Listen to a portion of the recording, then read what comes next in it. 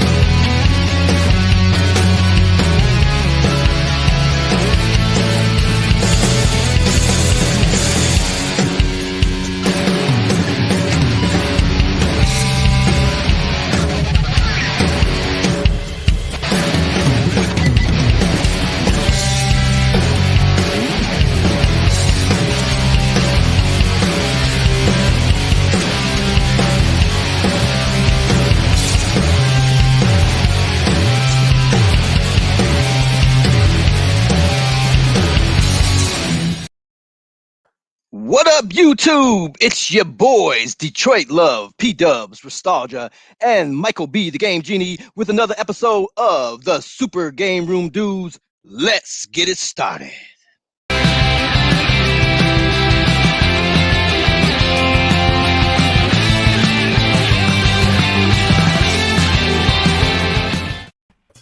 Hey, guys. Happy Friday. Today is September 25th, 2020. You're tuning into another episode of the Super Game Room Dudes Arcade and Gaming Podcast Show. As always, we appreciate you taking time to join us in the Friday Funhouse. With me, as always, is my boy, Detroit Love. How you doing, Carl? Fantastic. You know how I do it. Sporting a pretty nifty iArcade t-shirt is Michael B, the Game Genie. What's going on, Michael B? Not much, man. Excited to be here. Let's talk about some gaming news. Right. And as always, the Dark Knight is watching over his shoulder at all times.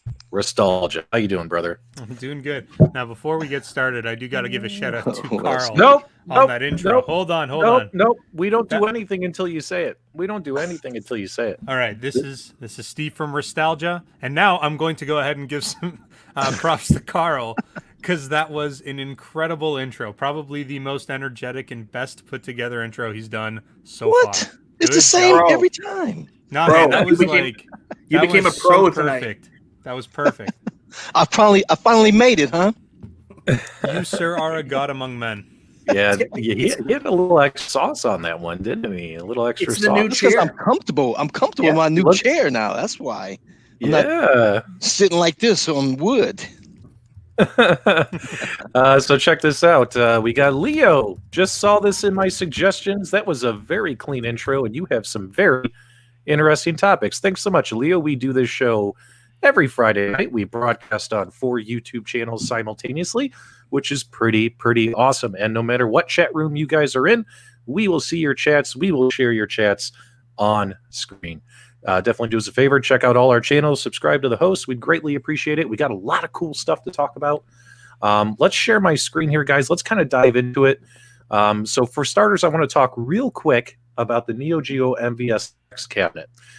It is available now on Amazon, so you can pre-order it directly from that SNK Neo Geo website, the one that we've all been making videos on and showing all the same website, photos and specs and installation instructions and games list and stuff.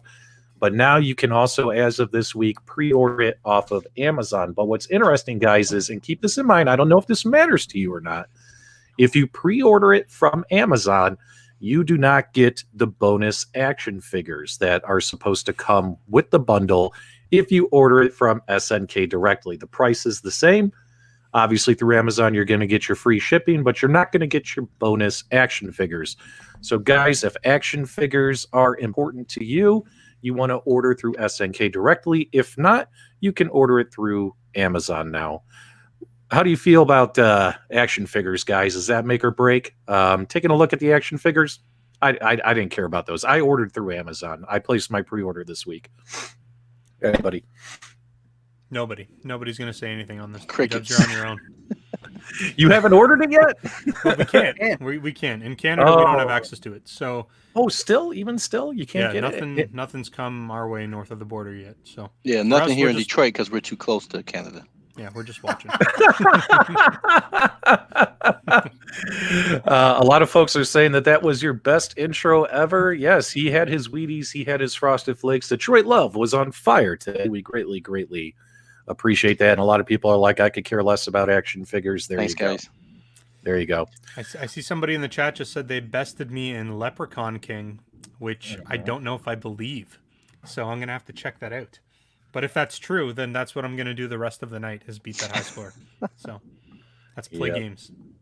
Let's play games. Okay. And also, guys, we're going to try and do the quick stuff, get the stuff out of the way, the meat and potatoes of the show.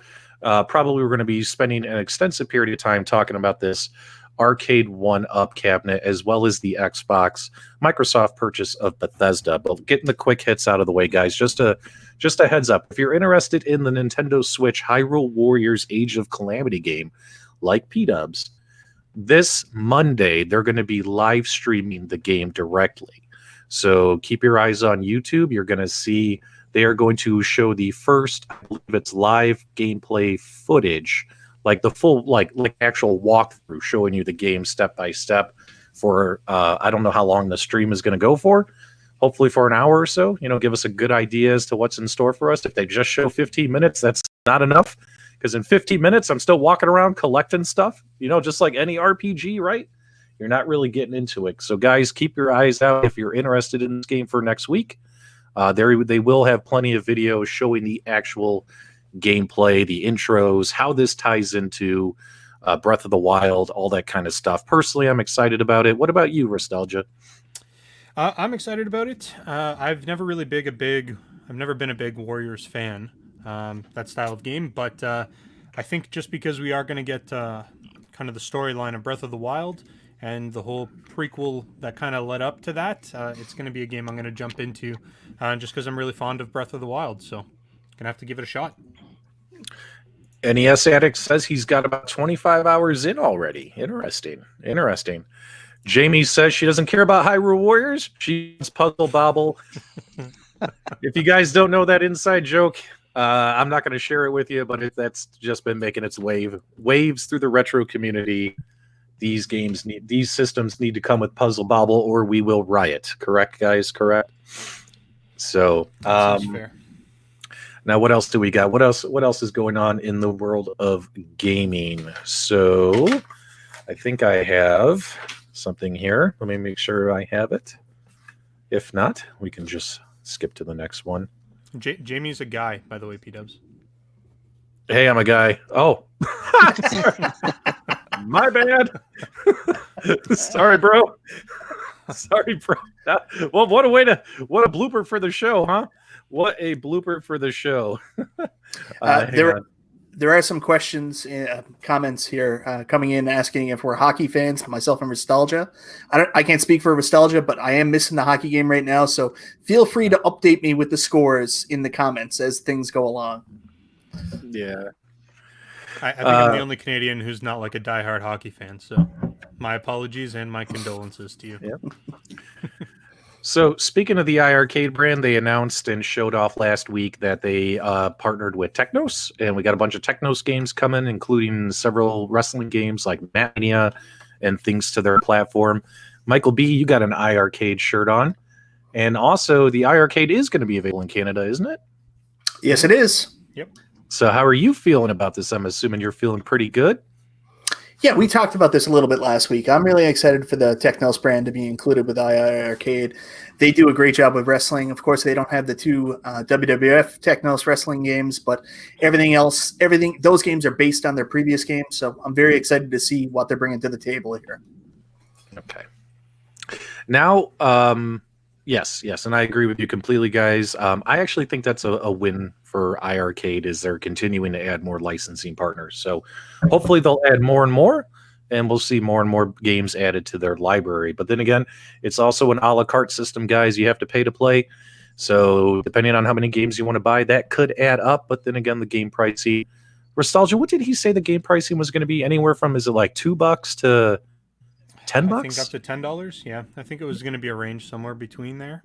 2 to 10, depending on the game. Yeah, you keep in mind you're getting like Android platform games, like things that you'd find on the Google Play Store.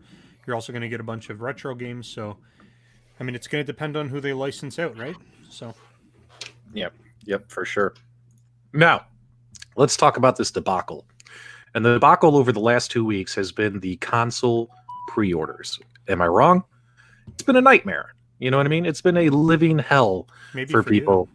And so I just want to kick it off and say I think Microsoft did it a little bit better because they actually announced, hey, we're going to have a go live date. They stuck to the go live date, and so did their retail partners, right? But of course, it all sold out within minutes, right? It was hellacious for everybody. Now, luckily, I did get my hands on a Microsoft Xbox Series X, so I did get that order in. I want the physical copy edition, the physical edition. I don't want digital only. I'm old school. I like discs. What can I say? So I got my hands on that, but I have not been able to get my hands on a PS5 pre-order yet. I think we've had, 3 rounds of pre-orders, all sold out within seconds. And is it 2? Only two? I thought there was another one today. I know I tried the first 2. Just 2. Okay. Yeah, just well, 2. Either way, no success there. Now, my Super GameRoom Dudes fellow host, did any of you get any? And which ones did you get? Now, Detroit Love, what about you? I am still waiting. I'm undecided. I've flopped over the years between PlayStation and Xbox. I started with PlayStation. I'm currently Xbox. You guys have distracted me with this Switch, so I'm undecided. So I'm not going to pre-order. Not try to pre-order. I'll wait until the holiday season. Maybe I'll put something on my list for my children since they have jobs. They can buy me stuff now. So it's probably I'm leaning towards PlayStation because of God of War. That's my game, no doubt. And the Spider-Man Miles Morales, man, looks awesome. So those are 2 games that's pulling me towards to go back to the PlayStation. What about you, Michael B? Were you lucky in any way? Well, the first PlayStation pre-order, I didn't have my mind made up, and I missed out on getting the PS5. The Xbox, I was successful. I managed to nag one from Amazon.ca. I bought the Xbox Series X. I would have technically considered the digital version, and it's the first time I've ever thought about this because mainly I'm buying the Xbox for Game Pass. But there's a big problem with the Xbox side where the Series X is so much more powerful than the Series S. So it's really a downgraded system, not just a digital system. So Right. I couldn't. I had to buy the Series X. Then today was the second round of the PS5 pre-order, and I couldn't hold off anymore. Nostalgia, I don't know what the right term is, peer pressured me enough. So I bought a PlayStation 5 today as well. So I got both of them, luckily. Nice. You got both. Okay. Nostalgia, what about you, brother? I got everything. You got them all? Lucky man. Yeah, I got a PS5. I got the Xbox Series S and the Xbox Series X. And I could have probably gotten 10 or 15 of each at the rate that I was going because I really didn't have any slowdowns. I got PS5 on launch day when they announced it. I could have possibly gone in store and picked one up as well. And even today when the PS5 went out in the Xbox, I had access to so many of them. I guess maybe in Canada they weren't moving as quickly as in the US, but we also are 1/10 the population. We probably also have 1/10 the supply. I don't know what the deal was, but I really didn't have much trouble. Well, Scepter Sever is going to get a PS3. He's throwing his towel in on the other ones. Good for you, my friend. It's a good investment. Go with the 80 gig. And he also said the PS5 is a looker. It definitely looks like, every time I see it, it reminds me of, and I can't remember what YouTuber said this, and ever since he said that, one of the bigger channels, these big celebrity channels, right? And we're just leeches and they're celebrities, right? One of the big celebrity channels, I can't remember who, he said, it looks like the tower, the Tower of Sauron from like the Lord of the Ring. And now every time I see it, that's all I see is it looks like the Tower of Sauron from the Lord of the Rings movie. It is big. It's a big machine for sure. In all honesty, I think the PS5 is hideous, but obviously we want to play games on it. What do you guys think? Do you guys think it's attractive? Do you like the design, or do you think it's hideous? I think there's a market for skinning that thing. So I think people will be skinning it with Mortal Kombat and all kinds of different God of War skin. So I think people can make it look nice, because right now it's just too big to be sitting. You can lay it down, obviously, but I think it's huge. It kind of reminds me of the Avengers time travel suits from Avengers Infinity. No, not Infinity War, the second one. That's what Endgame. it looks like. Yeah, Endgame. So the white on it. You know what's funny? When the PlayStation 3 first came out, people said the same thing. That's kind of hideous. And then they came out with the more modern, slim PlayStation 3s. And then people got really nostalgic for the original PlayStation 3. I think the same thing will happen here. We'll eventually get a PS5 Slim or a PS5 Pro, and then people will get nostalgic for the ridiculous look of the original system. You guys heard it first on the Super GameRoom Dudes. Michael B said we will get the non-hideous PS5 version down the road. Until then, you're stuck with the fugly version. What about you, Nostalgia? What do you think? I don't particularly like the look of the PS5, but it just doesn't bother me. It's tech. It's going to be thrown on a shelf. Mm-hmm. I don't know. I don't put it on display. I'm not looking at the machine while I'm playing it. I'm looking at the screen. So as long as it does its job, then I'm good with it. And yeah, one more comment on that. And obviously the Xbox Series X, she's no beauty either. It literally looks just like a desktop tower PC. Like, it's not set. Like, guys, literally, that's what it's supposed to be, though. We are on the cusp of the ugliest yet most powerful console generation we have ever seen. God, you think one of them made a sexy one? You know what I mean? Okay, now this is an interactive show, guys. We have about 100 people watching. We greatly appreciate your support, so we definitely want to answer your questions as we go. Eminem has a great question here. I want to hear from all the hosts. Do you feel that the PS5 pre-order situation, which is a cluster, is a marketing thing? Are they doing it intentionally, or do you feel that they just can't fulfill the requirements? Who knows? Maybe due to COVID.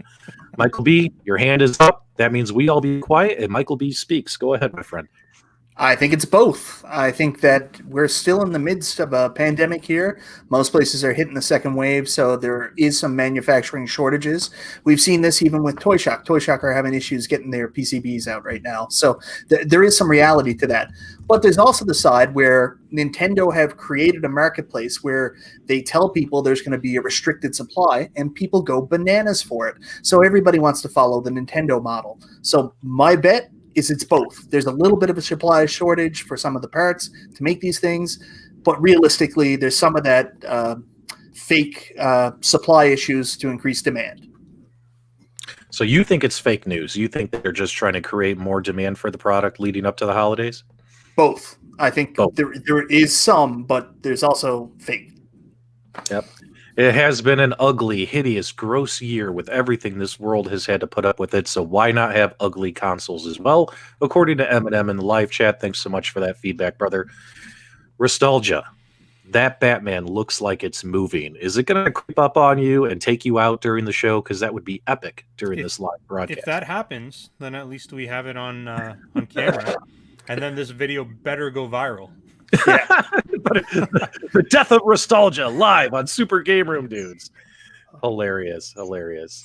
Let's see here. What do you guys think about we also have a couple questions in the chat. We definitely want to get to you guys. Someone asked about the Oculus Quest. I myself not a big fan of that stuff, so I'm going to let you guys answer that. Nostalgia or Michael B or Detroit Love, what do you guys think about the Oculus Quest? Any thoughts? I can jump in here a little bit. So I've done a little bit of work with the VR systems, and I personally, when it comes to VR, I like to stick with the really high-end VR systems, or like the better the better VR systems. So this one is more consumer level. I don't want to say it's inexpensive, but it's kind of lower price point. I haven't seen too much on it, but nothing really excites me with it. I kind of lean in towards the HTC Vive. I think that one is a really good kind of VR system. So it just depends on your preference. This is going to be a good price to get into. Same with the PS4 VR system. That's a good price point to really kind of get your toes wet. But if you're really looking for a high-end experience, I would say invest in the hardware, because there is going to be a difference in terms of how you experience the game. Good stuff. Good stuff. And my older brother has the Sony VR stuff, and my younger brother has the Oculus, and they both rave about it. They enjoy it. They like it. They're always telling me I should be getting one or the other. I hadn't expressed much interest in VR at this point in time, but they seem to love it. Michael B., any thoughts? Are you into that stuff, the Oculus stuff? No, my interest in VR began and ended with the Virtual Boy. I don't think you can improve upon perfection. If it's not red and black, it's not for me. Nice. That's funny. That's funny. And guys, yes, sorry if sometimes the comments cover Nostalgia's face. In fact, in his recent contract demands to stay on with the Super GameRoom Dudes, he did demand anytime he speaks, he gets a solo shot. So we are going to have to make sure we adhere to his contract demands. I'm just messing with you, brother. I'm going to blind everybody if you keep doing it. You're in the bottom window, man. Here, maybe if we go like this. No, we can't do that. Let's go like this. Listen, I'll take one for the team. It's all good. You throw me in the bottom corner. Well, but nobody puts baby in the corner, right? Nobody puts baby in the corner. No hard feelings, man. All right. Take it. I'm tough. All right. And since we're talking about Microsoft and PlayStation right now, let's go ahead and jump into one of our main topics of the show, and that is the Microsoft purchasing Bethesda.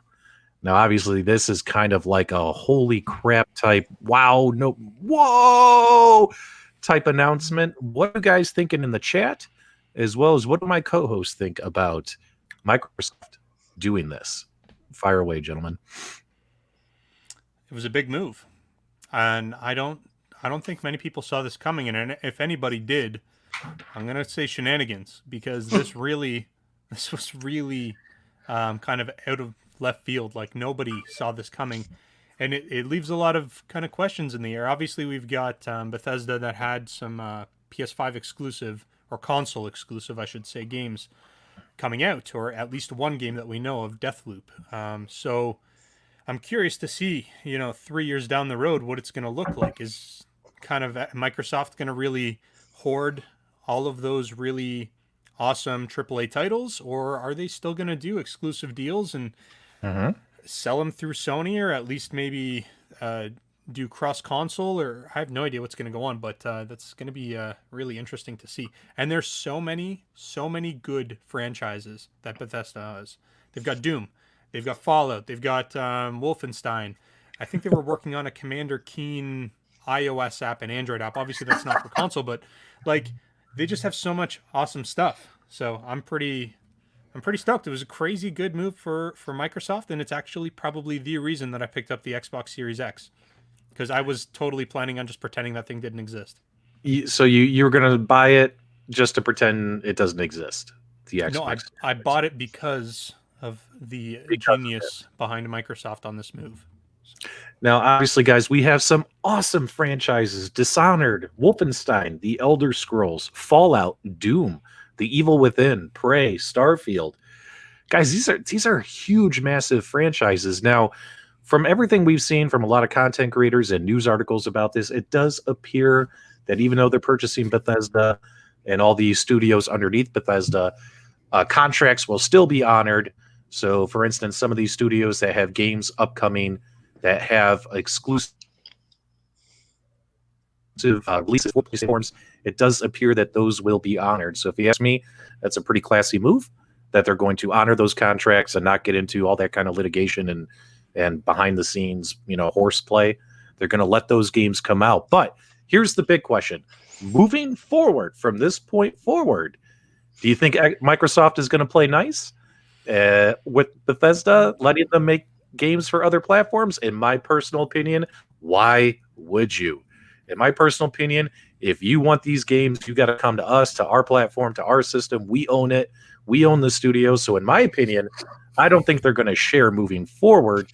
What do you guys think? And what do you guys think in the chat? I mean, it obviously it can go both ways, right? It can go one way or the other. Exclusive make a deal. Like I said, the PlayStation's got me leaning that way because of God of War. If God of War was on a different platform, I would have to go to that route.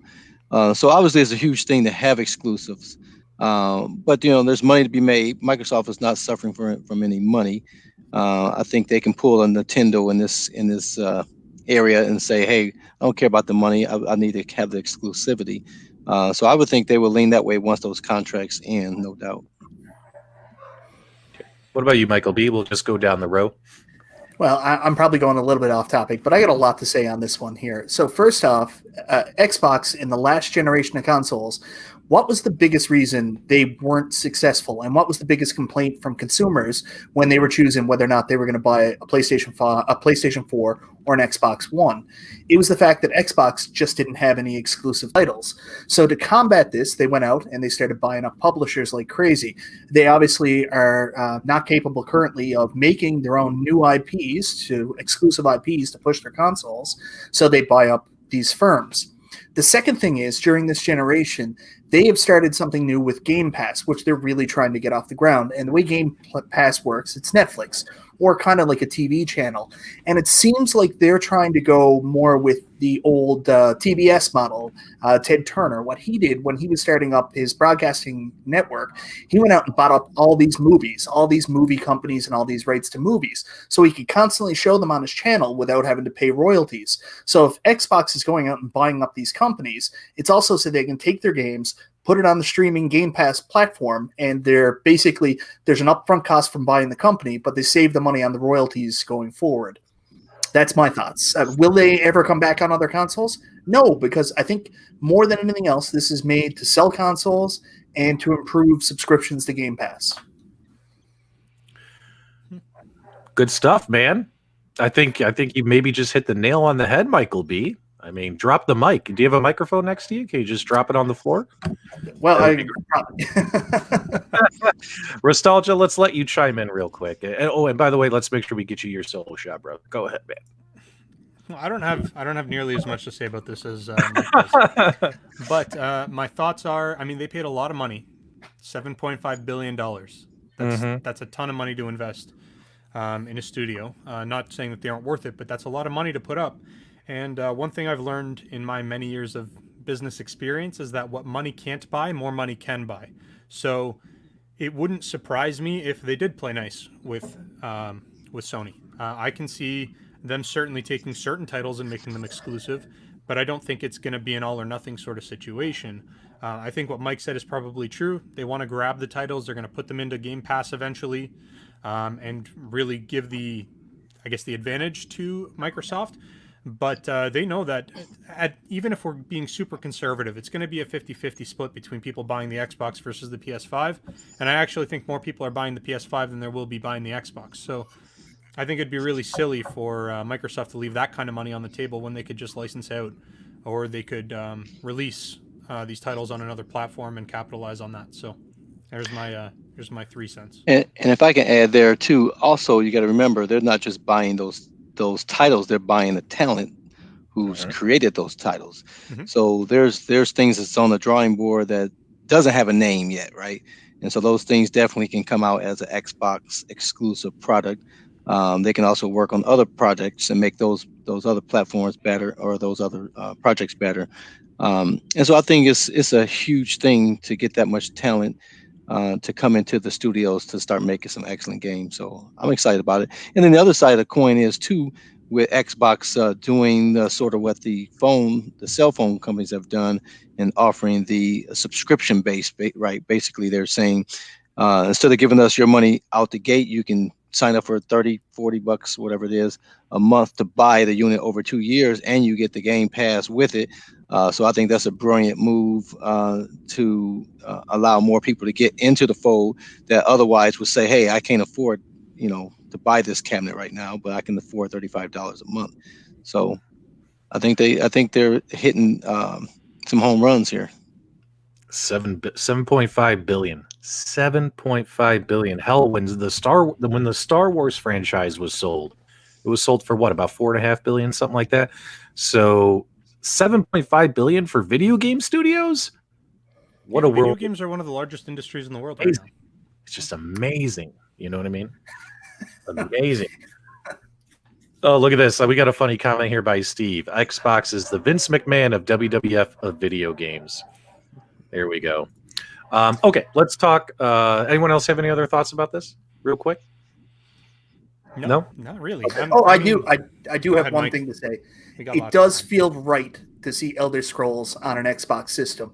I mean, how many of us console gamers didn't play Morrowind for the first time on Xbox? Playing it on like Nintendo Switch, Skyrim on Switch, or Skyrim on PS4 or PS3 just didn't feel right. It feels right on Microsoft, so it's good that it's home. Mm-hmm. Now, you know what we did? We did talk about the real quick before we switch gears. We did talk about what consoles we managed to get our orders placed for. But guys in the chat, let me know, what games did you pre-order? And also, my co-hosts, let's talk about that real quick. So for me, and I have to pull it up here because I can't even remember. Even though I haven't gotten my hands on a PlayStation 5 yet, I did pre-order 2 games. I pre-ordered Demon Souls, and then I also pre-ordered Spider-Man Miles Morales, because that game just looks amazing. I'm a little pissy that these games are not going to be PS5 exclusives, that they're also going to be PS4, but maybe we should have expected it, right? That it would be on both systems. This usually happens during that transition phase. PlayStation kind of seemed to lie. They kind of seemed to say these are going to be PS5 exclusives, and then we found out 2 days later, oh, no, wait, they're coming out on the PS4 too. So those are the 2 PS5 games I pre-ordered. What about you guys in the chat? And Michael B, Ristalgia, what games are on your list, whether you've ordered them or not? Go ahead. Go ahead, Mike. For PlayStation 5, it's a very short list. So far, it's only Spider-Man Miles Morales that really interests me. On Xbox, I'm going to get the best game, which is called Game Pass, which is all the games. So I'm very excited about that. Yep, I have Game Pass already. Love it, love it, love it. And Nostalgia, go ahead, man. I've actually not pre-ordered any titles yet. Not to say I won't pick any up, but I don't really believe in pre-ordering games as much as I do believe in pre-ordering consoles. It's just kind of a personal stance that I have. But the games that I think I'm leaning towards, obviously, I do want to get my hands on the new Spider-Man title. That looks really, really good, and the Spider-Man for PS4 was fantastic, so I'm excited for that. But I'm very excited for the new Sackboy game, and I'm a big Little Big Planet fan. I absolutely love that game, so I'm excited for that. That'll be something I pick up on launch, and then there's a bunch of other ones that are coming out in December, like kind of, what is it called? Bridges of something, I can't remember the name of it, but that looks really, it's a terrible name for a game, but it looks like it's a great name, it looks like it's a great game. Those are kind of the ones I'm after. I have no idea what I'm going to do with the Xbox. I haven't owned an Xbox console that I've actively purchased games for ever. I've always been a Sony guy, so I think I'm going to take the console. I might sign up for Game Pass, and I'm just going to see what kind of comes my way. If there's anything really exciting, then I might pick that up. And even though I am not, I haven't pre-ordered the PS5, I am seriously considering getting a used PS4 and getting the Spider-Man right away, because I've been seeing those PS4s online for like $200 or $150 or even lower sometime. So that is a huge consideration that I am looking at right now, because $50 for the game and $125 for a PS4. That'll tie me over until God of War comes out. So now, there is something I want to jump in here too, because PDubs, you did say that you felt like Sony lied to you about the exclusivity of certain games, and a lot of people do feel like that. But I guess I do want to bring up the fact that at least they told us before the pre-orders went live for the PS5. So it wasn't like they did the PS5 pre-orders. A bunch of people went out and bought it under the assumption that those games were going to be console exclusive. No, they told us about it beforehand, and if people are like, I'm really upset about this, well, then they won't buy a PS5, and they'll just buy it for PS4. So exactly the kind of thing we'd expect a Sony fanboy to say. No, I'm just teasing. Whatever. No, man. My point is that it's not the most ideal way to handle it, but they did handle that in probably the most appropriate way that they could have, given the fact that they were going back on the exclusivity of the new gen console. So I think that's at least fair. All right. And you're interested in Sackboy.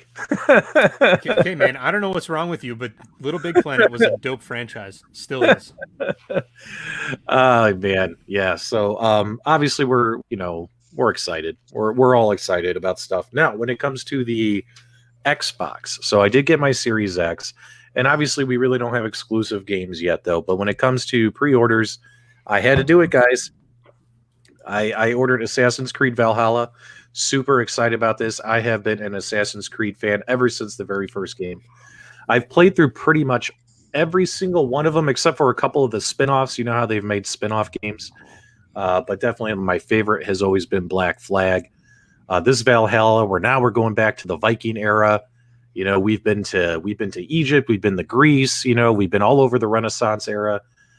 This looks pretty cool in my opinion. And so I definitely pre-ordered this, and this will arrive actually November 10th, a week before the console arrives on the 17th, I think. So that'll be nice to have. Go ahead, Michael B. What'd you pay for it, buddy? I just ordered. I ordered from Best Buy. I ordered the standard edition. They have like Shouldn't have done that. I know they got this giant gold edition, whatever, $100. But I can't spend $100 on just one game. Oh, I know where Mike's going with this. But did you go on Amazon today? No. It was up on Amazon for pre-order today for $49.99. Yeah. Oh, well, Best Buy did say they're doing the price match guarantees and stuff. Okay. And so is Walmart. Like, for instance, guys, when I'm glad you mentioned that, Michael B. Great transition. When I pre-ordered Demon Souls from Walmart, they sent me an email like 3 days after I placed the order, even though I don't have the PlayStation 5 console. They said, hey, guys, guess what? Or PDubs, whatever your name is, Patrick. Guess what? Guess what, dude? We're going to lower what you paid by $10 because we're going to match our competitor pricing. So these these guys, because these are pre-orders, they don't want people to cancel the pre-orders. We're seeing price matching out there, which is pretty awesome. Yeah. Okay. And so, yes. So guys, if you're into Assassin's Creed, let me know. I'm a big fan of this franchise. And of course, the other game I ordered was where is it? Immortals Phoenix Rising. Yes. Rising. So I did pre-order this for the Xbox. This game looks amazing. If you like Breath of the Wild, you're probably going to love this game. Now, this game I did buy the gold edition. So I got like the Supreme Ultra whatever, and I spent way too much money on it. And this thing will arrive on December 3rd. Guys, have you heard about this game in the chat? And is it a game you're interested in? Did we talk about this one a little bit last week? A couple weeks ago. A couple weeks ago. This is sexy. So yeah, so I got 4 games coming, 1 console. Maybe I'll get the other console. We'll see what happens. So that's all pretty exciting right there. Good stuff. What do you think about that game, guys? Phoenix Rising. Doesn't that look awesome? It does. It does. I'm really excited to get it on my Amazon Luna. Did you hear about that, PDubs? No. What is that? What is going on with Luna? What is that? Stadia 2, Electric Boogaloo. Oh, hang on. That's the Amazon. That's their new streaming service that they're putting in place to compete with Google Stadia. It actually, they're doing a slightly different business model. It's more of the same, but it's a different business model. And they're going to have some decent titles on there. Hopefully that's going to work. And it looks like it's more of like a subscription type service where you subscribe to Luna, but then they'll also have different publishers that you can subscribe to, and you pay. It's like a cable package where you're buying your base cable, and if you want the premium channels, you pay an extra X amount of dollars per month. That's what it looks like it's going to be. So you can kind of a la carte select which publishers' games you want access to, and You subscribe to them, and my understanding is you can subscribe to them, use them for whatever 1 or 2 months, and play the games you want, cut them off, then jump to the next publisher and kind of rotate through whatever you want. It's an interesting business model. It is, my friend. It is. Okay, so I almost forgot too. So the 2 games I ordered through PlayStation for PlayStation 5 both arrived November 12th. Spider-Man Demon's Souls from Walmart, but I also pre-ordered from Walmart. I forgot about this one. Star Wars Squadrons. I had to. You guys know me. I had to get it. I got the helmet over here and everything. Star Wars Squadrons, and that arrives October 2nd. And then over on, I think it was Amazon. Was it Amazon? I ordered Hyrule Warriors. So I got like 6 or 7 games coming from multiple retailers. It's going to be fun trying to keep track of all this stuff, guys. It's nuts. Go ahead. Hey, PDubs, share my screen. Yeah, share my screen here. Now I know you have this pickle theory. Oh, but paying $119 for a digital version of a game is just appalling. $120 for a digital version of the game, the ultimate version. That's ridiculous. Hold on, what do you get with it? I should be getting one of those DLC and stuff like that.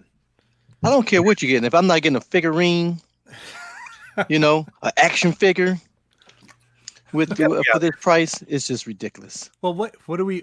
I'm just trying to see if I can even read what's on there. So you're going to be getting all the DLC. So you're pretty much going to get access to like the first year's worth of DLC. So instead of buying the game for $79 and then 3 months later they release DLC and you're like, okay, it's an extra $20, they're just making you pay for it all up front. This is not new. We've seen this.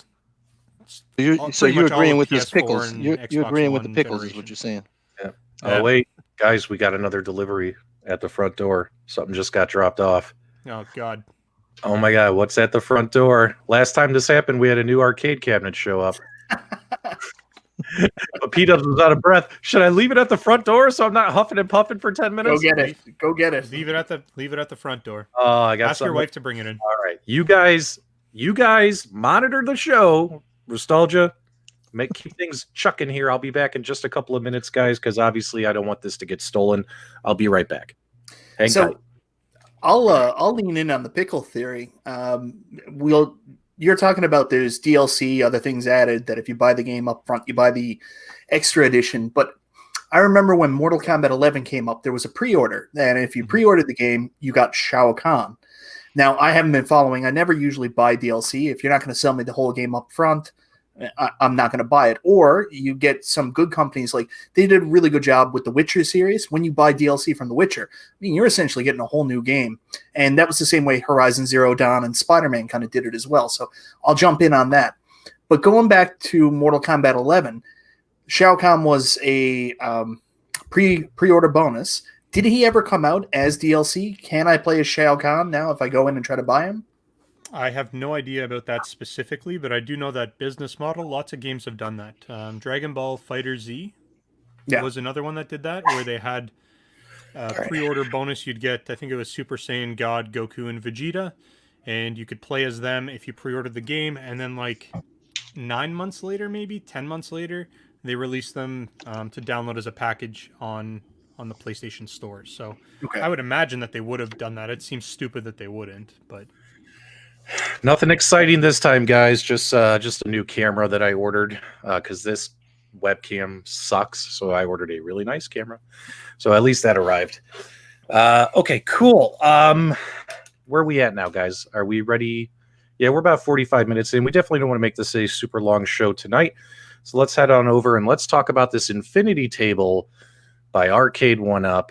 I made a video today. It got put on CNET and the Arcade1Up website, and we got a quick trailer we're going to play for you. It's less than a minute. We have well over 100 people watching. Thanks as always for your support. I want to hear your guys' feedback on this product because this is a totally different avenue for Arcade1Up. So let's talk about it. Here's the Infinity gaming table. Welcome, guys. This is Arcade1Up. You know us. We're the guys that brought you all the games that you love and reimagine at your house. And now let me introduce you to the best product you've ever seen. It's the Infinity Gaming Table. We have the best library known to mankind. And we're doing that by partnering up with the most incredible brands in the world. Think about Parker Brothers and Hasbro, who make Monopoly, and Scrabble. This is Game Night Reimagined. All right, so the feedback's already starting to come in. Pitbull thinks it's crap. In fact, he said it was crap 3 times in the chat. That was funny. Mofo's game, I want that infinity table, bro. Now, what I can tell you is it's the feedback, the comments on my video. I released a video a few hours ago. It's already gotten over 1,200 views, real-time views, and the comments section has been a mixed bag. It's been very polarizing. A lot of my viewers are saying, this looks cool, I'm interested. And a lot of them are saying, well, what the hell's Arcade1Up thinking? So, Detroit Love, let's have you kick it off. Go ahead, buddy. All right. Well, all those comments you just said, I said the same thing about the Space Invaders cabinet. So just because someone says that doesn't mean that someone else is not going to like it, obviously, right? But if you ever played Monopoly, which is one of my favorite board games, and you had to put all that stuff back up and sort out the money back at the end, to be able to do that digitally on a table is fantastic. I think it's a great idea. I mean, obviously it's not going to be for everybody, but my family, we love board games. You don't have to have a stack in the closet. Walk over to the table, hit a couple of buttons, and we're playing. So I think it's an awesome idea. I'll get that before start the Space Invaders cabinet any day. Okay. Michael B., what do you think? Just initial impression before we dive into it. Okay. Well, this is not something me personally I would be interested in, but I definitely see the appeal as a young father with a child, constantly having big boxes of board games up on the shelf that you got to pull out, make sure all the pieces are there so you can enjoy it with your kid. It's a lot to have something like this. It's an all-in-one cabinet with access to so many games right there that's simple and pull out that you can enjoy as a family. There's definitely a market for it. I think some of the people that are commenting that are negative about it right now, especially from the Arcade1Up fan base, I mean, they're fans of arcades. This is a completely different product. So this, like I said, it's not something that really appeals to me. So it's tough. Like we as YouTube content producers or whatever you want to call us YouTubers, if we make a video that's a little bit off brand, usually our fan base come back and attack us, our diehard fan base. They'll tell us we don't like that video. And I think some of that is what they're seeing here. There's a market for this. This is a great idea, but the core fan base might be having a hard time with it right now because they're seeing this and they're saying, where's my outrun cab? Where's my pinball? And, they're thirsty, so they want to see what they want to see. Nostalgia, what's your initial impression? And then we're gonna deep dive into this because there's definitely some interesting things, pros and cons that I want to discuss.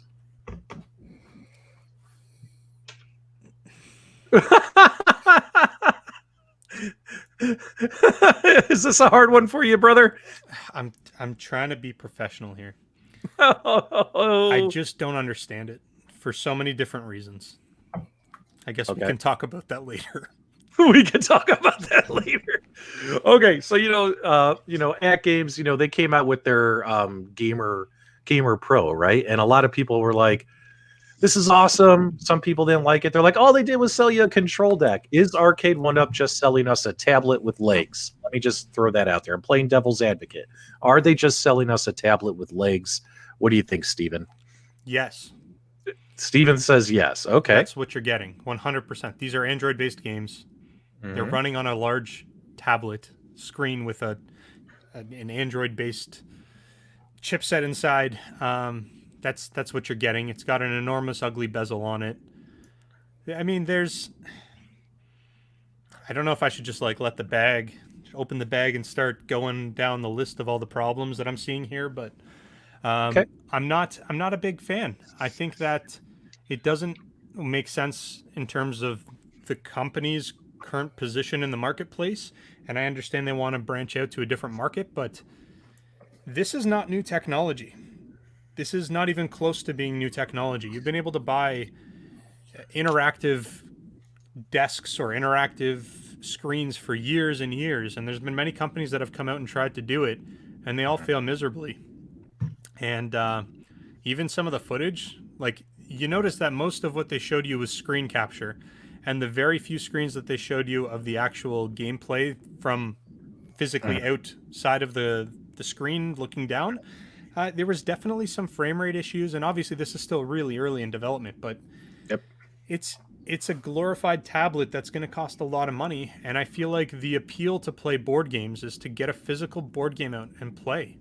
And then you're showing off games like Battleship and Scrabble, and those games require you to be secretive. You can't have your opponent see what you're doing to play those games, and I fail to see how that's going to be done on this kind of a platform. What are you going to do? Get a blindfold and make the other person like close their eyes and pinky swear that they can't see? I don't get it, really. We're gonna have to. Yeah, I can't wait to play Guess Who. Yeah. No, I think the games like that Nostalgia would be played over Wi-Fi with other people that's not in the same room. Those particular games would be my guess, that this is Wi-Fi enabled and you're able to play against people around the world for some of those why games. Why do you want a 32-inch or 24-inch monitor to do that? Why wouldn't you just do that on a tablet? Well, that's just an expansion of you can play locally with people, you can play remotely, just like your NBA Jams cabinet. Yeah. So, guys, we're going to have to see how the 2-player play is going to be, like multiplayer, and even 3 or 4-player, whatever the game may be, right? How are you going to be able to, all of you looking at the same TV screen, especially if you're in the same room, drinking a glass of wine, like these 4 people? How are you going to be able to hide your moves, right? So we'll have to see how that's going to work out. Eminem's right. How am I supposed to cheat in Monopoly and steal money if everyone can see what I'm doing? Like, it's right. What's the point? Now let's talk real quick. So they are coming out with a 24-inch screen, which obviously, when you look at this version on the table, this has got to be that 24-inch. And they're also coming out with a 32-inch, and this is obviously that 32-inch. So in your guys, in my opinion, I'm actually digging 32-inch. Obviously, bigger the better in my world. You know what I'm saying? What do you guys think? Would you be more interested in a smaller screen like this? That way you can kind of take the legs off, play it on the table, or would you want to have it like this? What do you think, Detroit Love? I mean, I like options. Obviously, if you don't have the space to have something permanently there as a table, I like to see how that looks when the screen's off. From that standpoint, but it's nice to be able to throw it up on the tabletop, put it in the closet when you're done. I don't see anything wrong with the product. I would buy it. Yeah. So, and this is why it's awesome having 4 hosts on this show. We can have 4 different opinions for the same, split 50-50, and it does appear that we're split 50-50. As I mentioned in my video that I released today, I am actually interested in this product. Maybe it's because I'm a board game enthusiast. Maybe it's because my wife and son and I, we still have board game nights. It's actually one of the best ways we spend family time together is we'll pick a night and say, you know what? You're not going out with your friends. You're not messing around on YouTube tonight. You're not reading your dirty romance novels. It's the way that, and I'm not going to say who does what in the house. You can make your own assumptions. But out of the 3 of us, it's a great way for the 3 of us to spend time together as we have board game nights. It's one of my favorite things to do in my house. We have so many board games. So this actually interests me. But don't you play those board games physically? Like, don't you isn't there just something about taking out the board game and setting it up? And yeah, so in some of these games you're missing. So here's what you'll have the ability to have first off, board games can be messy as all hell. You know what I mean? You could have crap everywhere. Pieces, cards, dollar bills, money. It could turn into a nightmare, right? Especially if someone rage quits in Monopoly. Like I'm prone to I do. always win Monopoly. I absolutely love. Hold on, let me get this off screen real quick. Dane Cook, the stand-up comedian, one of my favorite comedians of all time. His skit where he talks about Monopoly, he goes, "Here's you 3 hours into Monopoly, F this game, right?" And you grandma, and F you, grandma, you win. Well, that's me because, after 3 hours of Monopoly, I'm done, right? But I'm personally interested in this product, guys, because I just love playing these games, and it'd be kind of cool. Now, you're going to miss the roll of the dice, right? I mean, I shouldn't make that hand motion while we're on air, right? No, you should not. That's an immediate demonetization. Not above Nostalgia either. The roll of the dice, the flipping of the deck, the spinning of the wheel. I mean, you're going to miss out on those because you're going to be playing the digital version, but you're going to have a different experience, right? Yeah, and you'll be able to pause Monopoly and everything's the same way when you come back tomorrow night to finish up. I ain't got to stick it somewhere. Hopefully no one tampers with it when they're gone. Hey. Yeah, Yeah. actually, Take that's my a really money. good- Where's that? That's a really good point, Carl. Like, that's a cool option of being able to pause your game. I'm looking at this, and I'm completely unfamiliar with digital app board games right now. But I'm thinking there might be some use of coming up with some kind of digital RPG, like Dungeons and Dragons, something along those lines. And how cool is that you can just pause your game and then come back to it later? I don't know how they do it. Again, I'm not familiar with board games on a digital scope, so maybe it's something they could do. Now, we have about 130 people watching, guys. We greatly appreciate your support. Make sure you stay tuned to the end. I do have a small tidbit, a morsel of exclusive news about this particular product that David McIntosh provided me in a conversation offline just a little bit ago. So we're going to share that when we get to that part of the show. So make sure you guys stay tuned. Now let me just jump in here before we kind of shift gears and take a look at that. So first, I still feel like I'm not a big fan of this product. That being said, I'm being harsh on it. I'm a big fan of Arcade1Up. I think I just spent like $2,000 on cabinets for pre-orders just in the past couple months. So I buy their products, but I just, when I think of board games and I think of the appeal of this, yeah, it's got novelty appeal. I feel like maybe people will buy it and maybe they'll think they'll use it and they'll use it a couple of times. But we've kind of moved on in the age of gaming where we've got games like Jack in the Box where you don't have to do anything other than use your smartphone and connect to a TV, and you've got a screen and you've got your own personalized control on your smartphone, and that's kind of the direction I see kind of mobile gaming and digital gaming going in terms of like board games. I think that at the very minimum they did a bad job marketing this thing, choosing Scrabble as one of the games that they're promoting, and Battleship. It just those were bad choices. If Monopoly, and I don't know how somebody else said it in the chat. How do you play Clue with this game? How do you play Guess Who? Like, those are games that, like, how are you going to play those? There's got to be a really good system, and it better not be turn around and don't look at the screen or be a cheater. So I thought I saw in the clip a little bit, somebody was playing with the Infinity table. They also had their phone up, so maybe there's a phone section as well where you can connect your phone to the table, and then you have your confidential information on your phone.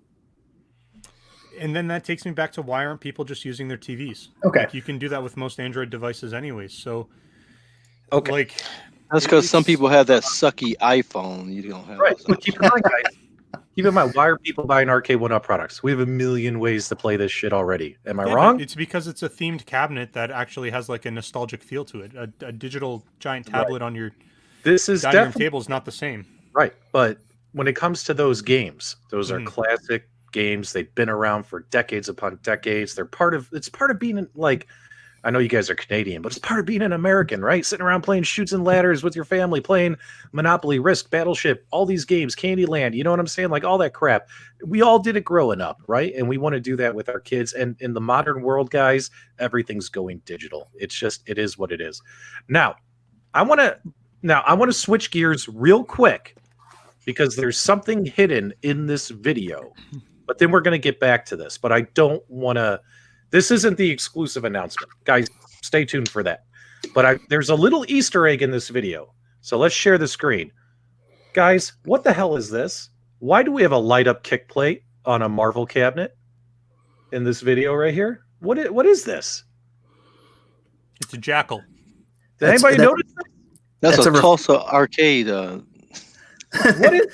We got a Marvel Superheroes cabinet with a lit-up kick plate, guys. What is this? And why does my Marvel limited edition Superheroes cabinet not have this? What is this? Sounds like they're finally taking our advice and getting rid of those nameplates and experimenting with something that's a lot better. Was that an Easter egg, guys, or was that we once again made a video with Scott and we're releasing some information too soon, guys? What is that? PDubs, when you play that clip, is it animated or is it just static? It's static. Oh, wow. As you can see right there, it's just static. What is that? Eagle eyes. Zoom in. I can't zoom in. 300 times zoom. Oh. You zoomed on the wrong thing, PDubs. Opposite. Whatever. I don't think you can zoom in. That's it. No, it's a YouTube video. I can't zoom in on this. All right. So guys, yeah, what is that? What do you guys think? What is that? Oops, we did it again is their favorite song. Look at Kevin with the eyeballs. His eyeballs are peaked. What is that? That's kind of weird. And also, what is this right here? Are we? No, that's Street Fighter cabinets side by side. Yeah, those are two back to back. Yeah, they're back to back, facing this way. Okay, are there any other Easter eggs in here, guys, or is this it? What is this? Is that the giant Pac-Man thing that? Yeah. Over that they can't release because somebody pretended it was something attached to their body and was having a little bit too much fun with it. Oh, maybe that's the Pac-Man stand-up arcade stick that they had to take back to Formula. You never know, right? We got to take it back to Formula, guys. That's hilarious. Okay, so yeah, guys, I find this very, very interesting right here. They did mention there were going to be 50 games included. Let's see if we can get to that screenshot.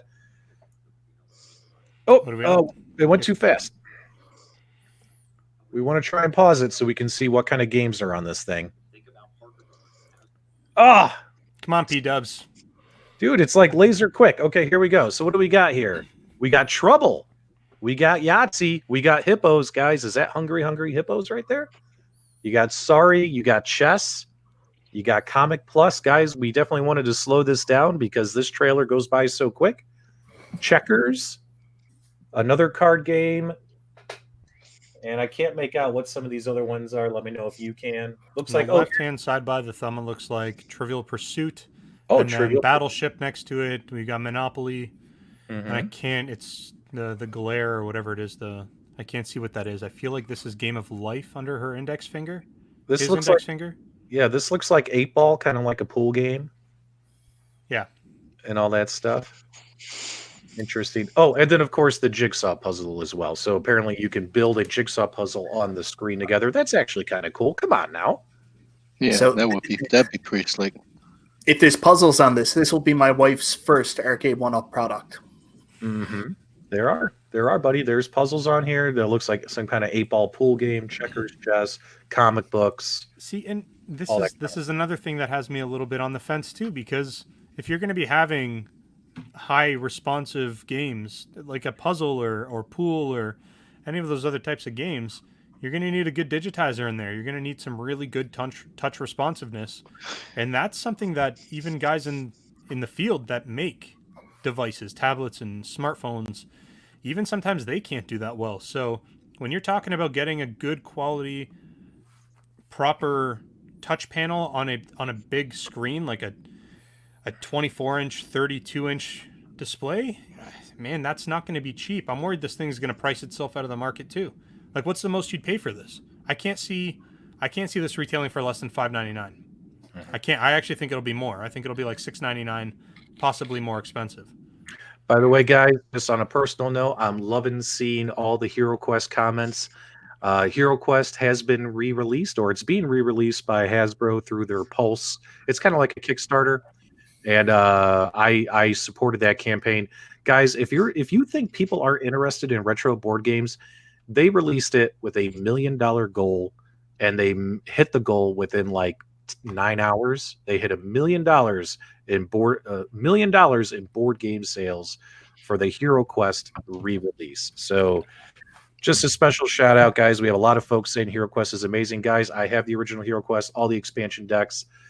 Love it, and yes, I did order the re-release. Okay, let's keep Dubs. Before you move on, share my screen here. Here's a close up to that kick plate there. Oh, let's see. Oh, yeah, thanks. Is that it? That's it. No, that's it. That's definitely it. That's it. I don't know what that is in look like, relation. I don't know how that relates to the cabinet. It looks like some sort of like. Is it just the power glove? I mean, it's superheroes. Is he just holding the power glove? Maybe is he making a fist? Is that what it is, or is it like the cup of Christ in there? I think that's what the Holy Grail. Solve the mystery. I mean, look at this right here. Look at this. That looks like Detroit Love. Hover your mouse, because my mouse isn't your mouse. Hover your mouse over the middle. Literally looks like the cup of Christ. right there on the kick plate of the Marvel Superheroes machine. That's hilarious. All That's right. the holy grail. You know, There you maybe that's not an image. Somebody else is saying like maybe it's actually the Infinity Gauntlet inside. They took off the kick plate and they lit it up inside, and they've kind of got something going on inside. I don't know. What are you up to, Arcade1Up? Interesting. Okay. All right, let's finish talking about the specs, and then we're gonna of this particular product, and then I'm going to give you guys a little bit of information that David gave me today to kind of share with everybody.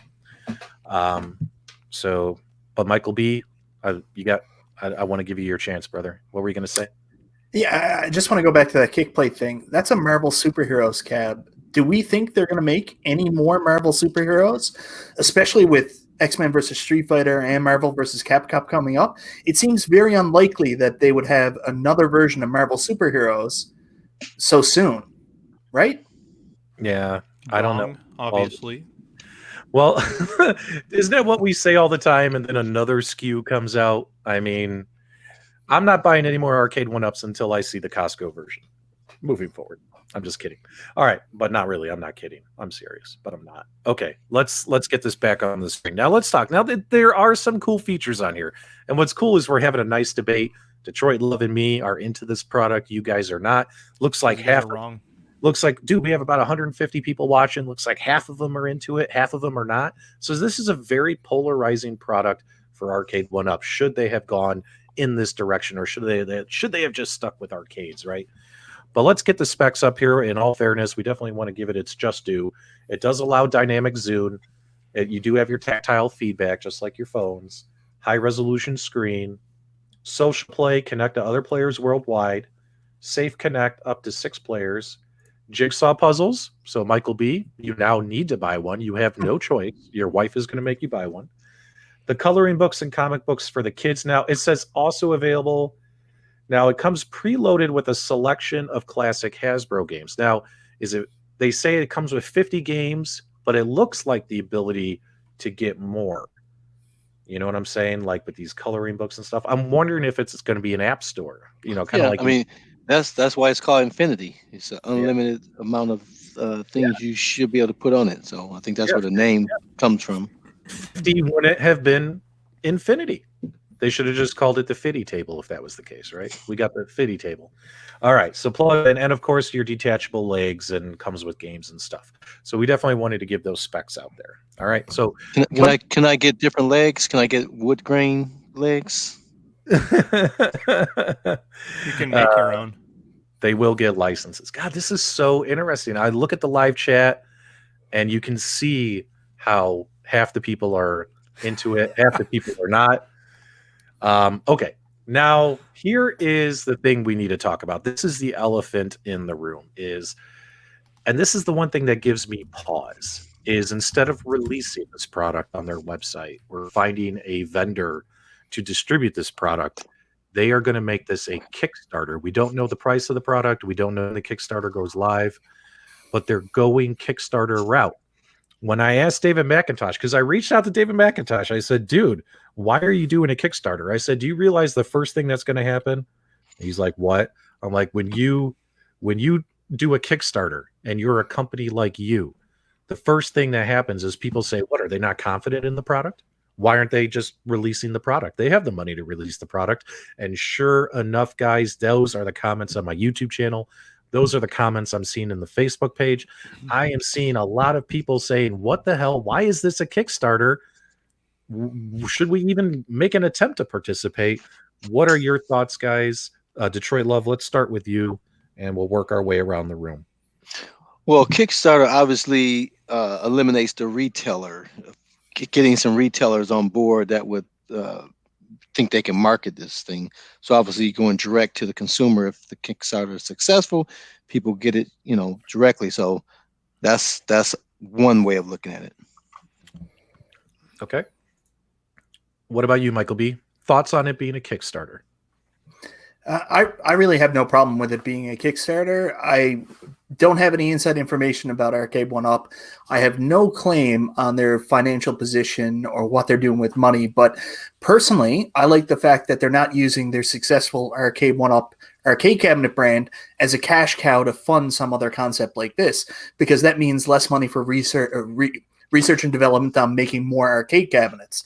So if they want to do Kickstarter to fund this as a separate branch idea, fine, because I'm right now not super interested in this, and I want to see that money going into them making more arcade cabinets and maybe signing licensing deals like getting The Simpsons. So, yeah, do that. Do your Kickstarter to the side, and hopefully it works out. And before and Nostalgia, if I can jump back in here, and with Arcade, Jong said it best. He said this platform allows me to get numbers and show that there's a demand for it. So even if retailers aren't on board, if the Kickstarter is successful and it shows the demand there, then obviously they have a way into the retailers with those numbers to say, hey, look, the people want this thing. This is interesting too. Look at the comments and the feedback. People are saying zero confidence in the product. Other people saying they're just gauging interest. Like, are these branches different markets we should continue to pursue? Because they can only build so many arcade cabinets. There's only so many arcade products they can do, and there's only so many arcade products we can buy and fit in our homes. Look right here, play games. No confidence in sales, plus retailers didn't want it. Kickstarter, don't fool yourself. Very interesting. Very interesting thoughts there. Nostalgia, you haven't had a chance to comment. Go ahead. My thoughts on the Kickstarter is that I don't. I understand why companies do Kickstarters. IR Arcade is a great example. They don't really have a place in the market. They don't really have any ground to stand on in order to convince licensors to license out their IPs. So by Jong doing a Kickstarter and getting all of those units, quote unquote, pre-sold, he can then go back to licensors and say, hey, this is how many we're selling. Will you jump onto our platform? And it's a tool for a small guy who doesn't have the resources to be able to take some pretty big leaps. A company like Arcade1Up, in terms of what Mike said, where you think it's a good idea to do a Kickstarter so that way they don't have to invest in the R&D to actually build this, I completely disagree. Okay. You're essentially putting all of the burden and all of the risk on your consumer base rather than on yourself. They're in business. They need to take risks and get the rewards. And if what they're going to do is put that risk on the end consumer, it's not really something that makes sense to me, especially considering how big of a player they are in the space.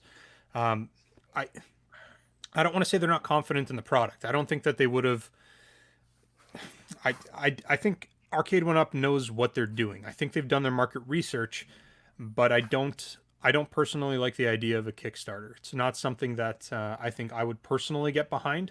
And maybe they're having trouble getting into retailers, and Carl's right. Maybe this is going to be a way to say, hey, look how many units we've sold on our Kickstarter, and we're trying to reach out to a much wider branch. And I mean, when you use Kickstarter, there's different marketing avenues you can take. So by promoting there, it kind of reaches a completely different market than maybe what Arcade1Up has reach or has access to as it stands.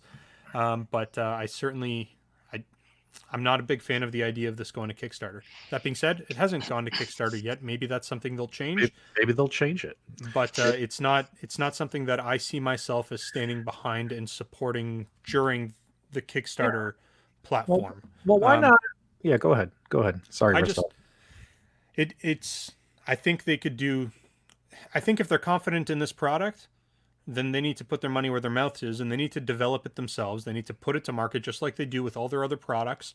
And if it's successful, awesome. And if it's not, then you move on to the next product. And in business, you've got wins and you got losses, and you just got to take your licks. And that's kind of how that goes, at least in my opinion.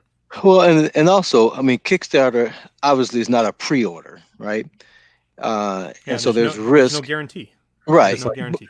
But it doesn't have to be a guarantee, but you know, like Jong is doing, he's saying I'm putting a guarantee on it so that people can get their money back. Arcade1Up can do the same thing where there is no risk, because if it's not successful and people don't buy it, right, then they can say, hey, here's your money back, and we don't do anything, you don't lose anything. So there's options to be played on that platform, although the platform is designed to be a risk for the end user. But they can choose to eliminate that risk. See, with Carl, what you're suggesting, and I understand your point with IR Arcade, because IR Arcade did, or I guess Jong did come out and say he's taken whatever money they've earned from their campaign and setting it in a separate bank account. They're not touching it. And in the event that things go sour, he's still going to have the ability to at least refund a portion of the supporters' money. The problem with that is that there's actually no guarantee. Jong can say whatever he wants, and I'm not. Right. This isn't a hit on Jong, but people, when they sign up for Kickstarter, they have a terms of service that they agree to in order to have an account. And those terms of services is that they can't hold those companies liable if they fall apart and they don't actually fulfill their goals or their whatever it is that they're trying to build. There is actually no security in that, regardless of what any person says at any level of the chain. There's nothing legally binding that keeps them obligated to fulfill that, other than just trying to do the right thing. Right. Okay. All right. Let's take a pause here. Let's take a breath. Let's take a breath. Okay, guys. So taking a look here, I think Detroit Love are interested in this product. Not happy about the Kickstarter. Why not just put it on your website? Make 500 units. Just build 500 units, 1,000 units. Pre-sell and then Pre-sell and then put them on your website as a pre-order and see what happens, right? And if people sell out the pre-orders, produce more, right? Why not just make 500, 1,000, see if there's actually an appetite for this? Not happy it's on Kickstarter. However, it's time, guys. We have 150 people. They've been waiting. Here is the little bit of morsel I got from Arcade1Up, a little bit of additional news on this. One reason it's going to Kickstarter is there will be stretch goals awarding additional content, and here's what's interesting, and accessories when the campaign hits milestones. So this thing is going to have accessories. Now, what kind of accessories can we put on this thing? And how do you guys feel about that little bit of news? Stunned audience. I'm not convinced again. And it's not, I'm not trying to be super negative about it, but my perspective on this is that Kickstarter is really expensive for a business. They take a percentage off the top. That's less money going to them. They got to pay a fee for the company that actually handles the transactions, and Kickstarter takes their little portion as well. If what they're looking at doing, this to me is 100% a marketing play. This is promotion. They can position it any way they want. What they're doing is they're trying to get proper exposure to a new market. Kickstarter, have you ever gone to a Kickstarter where they didn't have milestones and different, if we hit this much breakthrough, you'll get this item? And that's the structure for Kickstarter. So I'd be surprised if they did a Kickstarter without having that. That being said, it sounds like there's going to be a lot of DLC attached to this. Yeah, maybe DLC. Maybe if we hit a certain amount, instead of getting 50 games, you'll get more games. But then again, the accessories thing I find intriguing, because when I look at this thing, what kind of accessories can you put on this thing? I like how somebody put cardboard cutouts in the chat so you can hide your dude. You guys are brutal, man. You guys are brutal. We're trying to be nice. Wow. Go ahead. So I'll jump in. I don't know how you can really put accessories on this table. Looking at the design, the concept that's been provided, I mean, I'm throwing stuff out there, which is, dream ideas. Like, what about pinball bumpers? Maybe this could be like a little pinball table itself, and they could throw some of the Zen Studio licenses up there. But where would they go? And is the table stable enough to do that? Well, what about landscape arcade games, vertical arcade games? Maybe we can play it on that, and maybe there's an additional control deck. But I don't see an easy way that could be connected to what we're seeing in front of us. Maybe it would be more of you lay this thing not on the legs but on a table and then use it. I don't know. But accessories definitely leads more to hardware than any kind of DLC idea that I would have. Right. Maybe a pen. Maybe accessories. Accessories could be. Like Accessories could be two stools that go under there when you're not using, so little kids can sit across. I mean, there's some options there. If they're going to start going into like physical accessories, then they're going to need to possibly even reconsider the design. You're going to want at least a drawer or something that you can put those accessories in, right? Like you don't want to have to buy a separate box to put all your accessories in. So I think that, like I said, I don't think Arcade1Up is stupid. I think they know exactly what they're doing, done their research, and obviously, I think this is well thought out. We just only have a very tiny piece of the puzzle, which is why there's so much speculation going on. I'm sure that as things develop and we start seeing more information, Maybe my opinion will change. Maybe I'll be less harsh on this. But right now, as it stands and what we've seen, I guess I'm not super excited. I don't know if you can tell.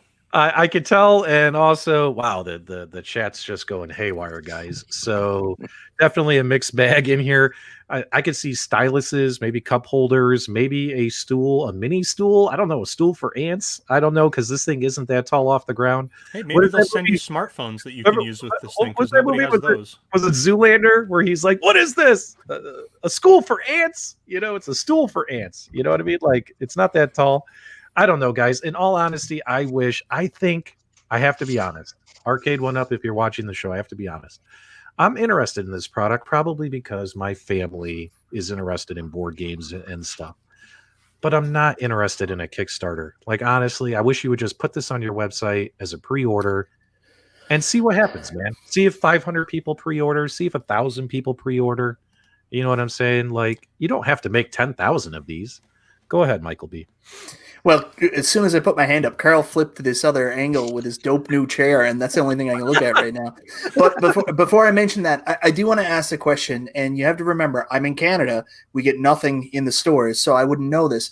But has a similar product ever been on a retail space before? Yeah. I don't.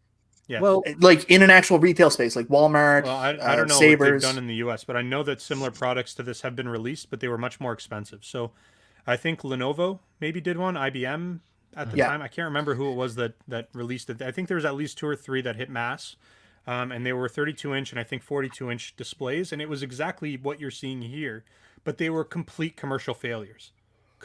Commercial failures. And the thing about that is it wasn't an Android-based system. You got a full functioning PC in there that was quite powerful, and you could do so much. You could check your emails, you could go on Google, you could watch Netflix, you could go onto those online games and play Dungeons and Dragons. You could do all of those sort of things, but they were still a failure. But they were expensive. I think they were like $1,500 to $2,000, depending on what you bought. Super expensive. But that goes to my whole point. This technology, if you want a good quality product, it's not cheap to manufacture. If you guys are expecting this to be $200, $300, then that to me is going to be like, I'm really concerned about the level of quality going into this thing. So do you think this thing is going to be priced over 500? Yeah. And maybe that's why it's going to Kickstarter? Like, they don't. I think the Kickstarter piece goes back to what Carl said. This is going to be a value version of what Nostalgia is mentioning, and they just don't have any data. They don't have any data to bring to retailers. And you mentioned the idea of possibly just doing a pre-order on their site. That's not as trustworthy maybe as the information they would get back from Kickstarter to then bring to the site. Party. Yeah, I get it. Yeah, I get that. Hey guys, real quick here, guys. I don't talk. We might tease. We might take pot shots. But actually, we don't even do pot shots anymore. We might tease other content creators on our show, but we definitely do not talk about them or other shows on our broadcast. We don't insult other content creators, nor do we support people in the live chat doing that as well. So do us a favor, guys. Do not leave comments about other YouTube content creators in the chat. You're here to watch this show, not the other show, and all that kind of stuff. So I greatly appreciate it, guys. I know some other shows, they let people run wild in their chats. We don't do that here, guys. Don't talk about other content creators or we'll kick you out. Plain and simple. All right, let's change gears. Let's shift back a little bit. So the big thing here is that if they price this too cheaply, and I'm really into the tech side of stuff. I do a lot of work with tablets. I do a lot of stuff with mobile phones. Things that require responsiveness in terms of touch screens. If they're going to try to push this to market inexpensively, then don't expect a high quality product and don't expect amazing things out of it. I can't see Arcade1Up being able to get into this space because they don't deal with digitizers. They're going to be doing a low production run. This isn't going to be something they have. They're cloning a lot of what they've done with their cabinets. A lot of them are the same pieces, just kind of fixed up or changed every single generation. This is new. This is different. So if they're going cheap, then that's not a good way to go. I would rather buy this at $600, $700 for a quality piece than buy a $300 device that just sucks to use and isn't responsive. Yeah, don't mistake my value comment as I'm not talking about Giant Tiger compared to Walmart. I'm talking about obviously you mentioned a price point of $1,500 to $3,000. I was talking about that $500 range, $500 to maybe $700. So I'm not going value. Right. Right. Well, there's also a difference between what those other guys provided and what these guys are providing. This is an Android-based system. It's going to be like a supercharged tablet, a lower-end tablet. But the other guys were putting out full-on PCs that had graphics cards and CPUs that were really powerful, and it's going to be interesting. They have to really be smart about how they market this, and I think that's why they're going the Kickstarter route. It's a marketing strategy, and I hope it works out for them. And as much as I'm bashing it, the more information comes, I may buy one. I may not support the Kickstarter, but if it ever comes to retail, I may buy one. You're gonna get 6. You're gonna get 6. You're gonna have 6 at the pre-order. It's just that's what I'm gonna do. It's just in this nostalgia. It's just a Nintendo Switch on a table. That's all. Oh, good right, thought. but the Nintendo Switch touchscreen's fantastic. It is. It's fantastic. Yeah. That's It's my wonderful. point. Like, that's going to make or break the experience. If they're going to have everything touch related and the touch sucks, Yeah. it's not even worth the investment. Okay. Good. Well, we all know whenever they partner with Code Mystics, they do well. Play Games left a good comment here. Now, if Code Mystics, not Play Games, if Code Mystics had involvement in this, does that would be a +1 in my opinion. Like that It's gives going you. to be running on some sort of Android system. So it's just an Android. It's a tablet with legs, is what it is. So, oh my God, you guys are brutal. Someone wrote, I had to hide the comments. You guys got to calm down, guys. So, okay, it was funny. They were like, I at least have something to put my Legends gamer on. That was hilarious. Oh, wow. Oh my God, you guys are hilarious. Okay, guys, keep it clean. We're trying to have fun here. Okay, so I don't know. Should we kind of like round robin it? Should we kind of bottom line it? So, in my opinion, I like the idea because I'm a board game enthusiast. My family would like this product, which means I'm interested in this product, but I am not interested in a Kickstarter. So honestly, in my opinion, Arcade1Up, if you want my money, price this thing for $500 or less if you can, and also just sell it on your website, and PDubs will place an order. What about you guys, Carl? If you want to just do like a round. Yeah, I mean, as much as I'm saying I like it, the Kickstarter is an element that's. I mean, I still have some stuff I'm waiting on from Kickstarter, you know, and that's at a much lower price. So I couldn't imagine sitting there waiting for a $400 or $500, $600 item that may not show up, even though the Kickstarter is even successful. So that's the elephant in the room, in my opinion. I think the concept is great. I would love to have it, but I would have to agree. I would love to have seen them gone a different route than the Kickstarter.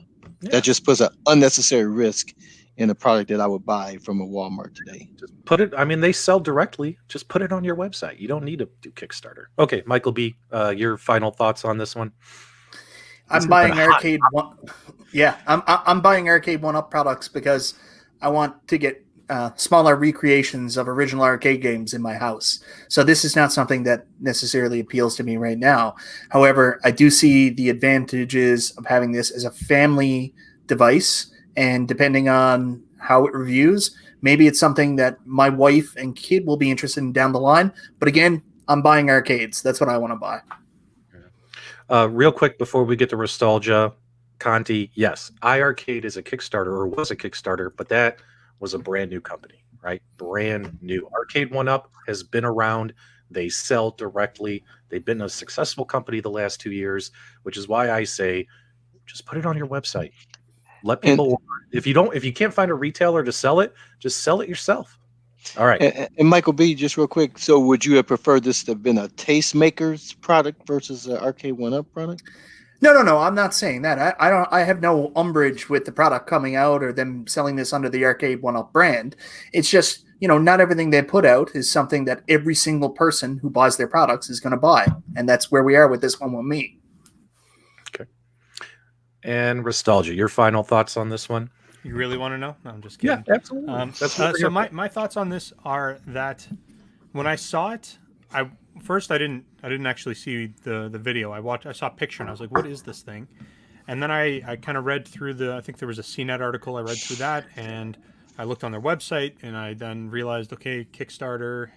Then I watched the video, and what they've shown off is interesting, as it does have a lot of appeal to like a family situation. My personal perspective is I think that if they kind of went, Mike, you touched on this, if they went the route of making some sort of platform that could be like they can add Dungeons and Dragons, because that would be really cool, because that's a game that you play cooperatively. Oh yeah. And those are the types of games that I think would make sense for this type of platform. Or if not Dungeons and Dragons, there's other really more complex board games. We're not talking Monopoly and Guess Who, but games like Dominion or Cards Against Humanity, or like any of those sort of kind of more advanced level games. I think that might be interesting, but then again, we still need some sort of a solution where we have the ability to hide what's in our hand. We've got the ability to prevent other people from seeing what we're doing if needed. And I'm not quite sure I see the workaround with the exception of having to use a secondary device like a smartphone or a tablet or something along those lines. So as somebody who still plays Dungeons and Dragons today, if we can hook up and if we can do like play Roll20 on this thing, yeah, that's what I'm talking about. that would be awesome. That would be really cool. As someone who still plays Dungeons and Dragons today, and we use Roll20 to play, especially with this COVID world we're living in, that would be pretty cool if we could get that going on this machine. So I wanted to throw in there too, like there's other board games that also implemented like video as well. I don't know if you guys remember like Nightmare. Like seeing something like that where the video is playing in the center and then you get your pieces around the side, something like that would be dope on a device like this. Like that'd be a really cool concept. Yeah, and actually a buddy of mine, he built a dining room table and he had it custom made. And what it was is it's like a dining room table, but you can take the top of the dining room table off and there's another table underneath with a TV built into it. And I went over, and I've never really played Dungeons and Dragons, but I did play with him that one time. And I sat down and he taught me the game, but it was so much more fun having some like interactive screen in the middle that like we rolled the dice, but then you like actually were moving along on almost like a made up board game on the screen. And it was just, it adds a whole level of, it just adds a whole nother level to the gameplay experience. So I think if they had positioned it in terms of like, sure, go with the Monopoly route, show off all the classic Hasbro titles, but then also show some stuff off for some people who are really into board games. I think that then I would have come at this with a completely different approach, and I'd maybe consider it a little bit differently. But with what they've shown off and the screen that they showed when they showed the Monopoly pieces moving, literally looked like it was running at 5 frames per second. Like it just looked really, really choppy. So I hope they figure that out, and I hope that they kind of expand on this and make this more than just what we see. Macho Man, do you agree with Nostalgia? Oh yeah! He does. Macho Man is on Team Nostalgia on this one. Macho Dubs, on the other hand, is on another side of the fence, provided they sell it directly and all that kind of stuff. All right, guys, we have been on an adventure tonight. This has been a lot of fun. This has been probably one of the most polarizing episodes ever. Usually the four of us are simpatico on a lot of stuff, but this has been kind of fun. And it just seems like people in Canada have a stick up their butt after. That's my final thought. Well, us Americans just want to play games. Canadians don't. Maybe if Arcade1Up would send us the products at the same time that they release them in the U.S., maybe I'd feel a little bit all right, nicer. All right, we have 160 people watching, and all of us have a message for Arcade1Up. Give us the pinball! We're tired of waiting. For the love of God, give us the information. Let us know. Jesus. All right. I already have pinball, so I'm good. You guys just have to wait. All right, guys. If you guys want Arcade1Up to give you pinball news by October 1st, put a 1 in the chat. We'd love to see it. Send a message to Arcade1Up. I'm pretty sure they're watching tonight's episode. Guys, we need it's time to show your cards. All these companies holding back on their pinball machines either make announcements saying, just be honest and say, hey, you know what, guys, it's delayed. 2021, it's the nature of the beast, right? We'll accept it, right? But this silence is just killing us from all companies. Maybe it's not delayed. Maybe they're going to do the same thing that they did with that Super Pac-Man Costco cab, where it just like shows up one day in store and everyone's going to freak out and run to Walmart in the middle of a. Well, I guess I don't know where you guys are at, but we're about to go back into lockdown in Ontario. So I know. And if it's because of the world, because of manufacturing, or because the Zen Studios can't get it to run properly, just say, hey guys, it's not coming out till 2021. Just stick a pin in the balloon, pop it, so we can move on with our lives. A lot of people are setting aside $500-600 to buy a pinball machine this holiday season. Mike And just spent his on the PS5. and I'm telling you right now, And the Xbox. if these companies don't make an announcement in October, people are going to be spending that $500-$600 on something else. You know what I'm saying? So let's get it done. Let's get that pinball information out there. We're demanding it. We deserve it. We've waited for 9 months for pinball information, and I'm sick of waiting, just like all of you. But minus that, guys, this has been an awesome episode. We appreciate all your support. Make sure you subscribe to all the hosts. Detroit Love, send us on our way. All right, guys. Thanks for watching. We appreciate you. Subscribe to all of our channels. We appreciate you. Until next time, we'll see you on the web.